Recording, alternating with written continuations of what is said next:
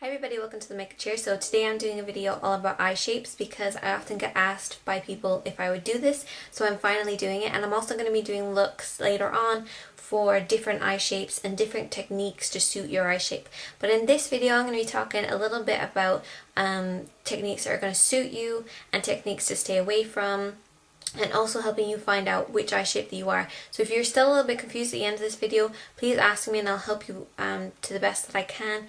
And also checking out celebrities' eye shapes. It can actually help you because you're actually looking at somebody who has that eye shape and you can kind of tell, well, you kind of have a look at them or something like that. So just by looking at celebrities, you can kind of see which eye shape is going to suit you the best. And also, if you look at celebrities, try and look for celebrities without makeup as well, because when makeups can kind of have tricks on you. So try and look for them without makeup, and then look for them with makeup, and you can kind of see a technique that's really going to suit you. I'm going to start off with kind of the basic one. This is the oval eye shape, and it's kind of called the classic or the basic shape eye, and it's really easy. A lot of the gurus have it, I have it.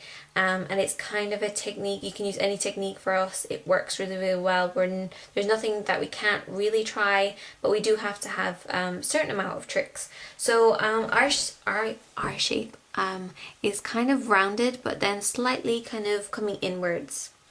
So like an oval. So the best technique for us is something that's going to be quite light on the inner part of the eye. Keep the darkness to the outer half of the eye, a little bit underneath as well. It's just going to elongate the eye, making sure that they're not too rounded, which can actually, we can be slightly rounded eyes as well, but mostly a rounded oval rather than rounded, if you know what I mean. So yeah, keep darker shades to the outer part of the eye, keep the lighter shades to the inner, and for mascara, you want to keep them kind of winged outwards rather than going straight up. You want to wing them outwards. A little technique that I do is when I'm doing my mascara, I kind of bring it outwards so it's kind of winged out a little bit rather than going straight up, and which suits a lot of eye shapes, so we'll be talking about later. But the best technique is to kind of wing it out a little bit, and you can add a little bit of darker shade underneath as well, but keep it quite light in the inner part of your eye. You don't want to go too crazy or anything by wearing a lot of dark makeup all the way around the eye, because it's really not going to do anything for our eye shape. So keep it quite light and then darker in the outer part of the eye.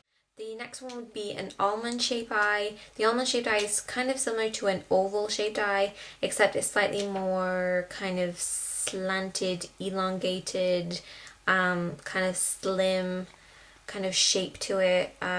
Sometimes it is referred to as hooded because it doesn't really have much of a lid, and the brow is actually a little bit lower. But mostly the almond shaped eye is like if you took an oval shaped eye. I'm going to keep getting these mixed up, but if you take an oval shaped eye and kind of elongate it a little bit, and you get an almond kind of shape. So looks that would really suit you guys would be something, mascara wise, would be something that's kind of an even kind of nice curl to it. So curl your lashes quite well and really have those lashes lengthening and bringing them upwards. Don't have them too thick right close to the actual eye, because that's just going to make them look a little bit smaller.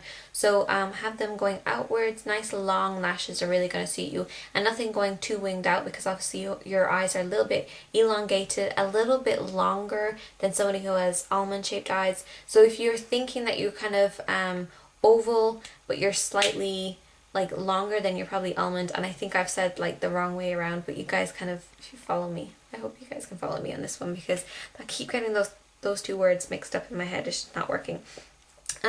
So to create a crease, you really want to have something that's slightly lighter from the lid upwards, and then create a crease with a kind of matte darker shade, and the kind of like going around the shape of the eye right into the socket to create that kind of crease. That's kind of the best way to do it. So if you are an almond shaped eye, you usually don't have much of a crease, your eyes are slightly kind of slim and elongated, and you can kind of feel like it's a little bit hard to find a look for you, but you definitely just want to create a crease and add a little bit of definition by having a nice thin line of liner around the eye. Nothing too harsh, nothing too like intense, thick or anything like that. Just a very fine line around the eye. You can also add a little bit of white liner on the bottom part of the waterline, and then have a slightly darker one on the actual lash line. So like if you pull this down and have a little bit white in there and have a little darker colour underneath it, it's going to make the eyes look a little bit bigger, a little bit more intense. Now moving on to deep set eyes. People kind of know if you're deep set eyes because your eye actually starts a little bit in your kind of skull. So instead of having it on the surface like mine would be, it's a little bit inwards, a little bit more of kind of a prominent brow bone, not too much like heaviness so it's actually dragging down the eye, but your eye just starts in a little bit. You do have a crease, and it's actually kind of quite deep set, quite inwards rather than anything that's too full. Your eyes can kind of have that squinty kind of bedroom room eyes. I suppose probably the most famous person to have this would be Renee Zellweger. She would kind of have that squinty look, quite deep set. It can kind of run in families, so you just have a look at your either brothers or sisters or whatever to see what kind of eye shape they have. They can kind of look almost closed, kind of slightly closed. I know my dad and my brothers have it, so they can kind of look like they have their eyes open but their eyes are kind of closed because they're always kind of like small like that. They are usually kind of almond shape or oval shaped eyes, but they're usually a little bit further back in. So that's kind of the only way that I can describe it, is that it starts a little bit further back in your skull. So have a good look at the kind of the side of your face to see actually where it starts and stuff, whether your cheekbones stand out a little bit more and the brow bone kind of stand out a little bit more rather than your eyes kind of sitting out here, it's a little bit further back. Like an almond shaped eye, you want to define the actual eye with a very, very small thin line of liner just to make them a little bit more intense. Have a look at Renee Zellweger's makeup because she kind of does that darker shade around the eye just to make them look a little bit more intense. And then you can have a paler colour over the lid up to the brow bone, and that's just going to make it look a little bit more receded and bring out that nice lid that you actually have and the nice kind of almond shaped of your eyes. Prominent eyes is the next eye shape that I'm going to be talking about. It's the opposite to a deep set. It's something that comes out a little bit, can kind of be bulging a little bit. Sometimes my eyes can look a little bit like that, especially if I have bags underneath my eyes, but I don't know if you can see on my one. Say if I close my eyes a little bit, you can just kind of see that line that I've naturally got underneath my eyes because my eyes are slightly prominent. So they're slightly coming to the surface a little bit more. And you can usually see it on the side of the face. It comes out a little bit more. Usually the brow bone is a little bit further back as well. It's definitely the opposite of a deep set anyway.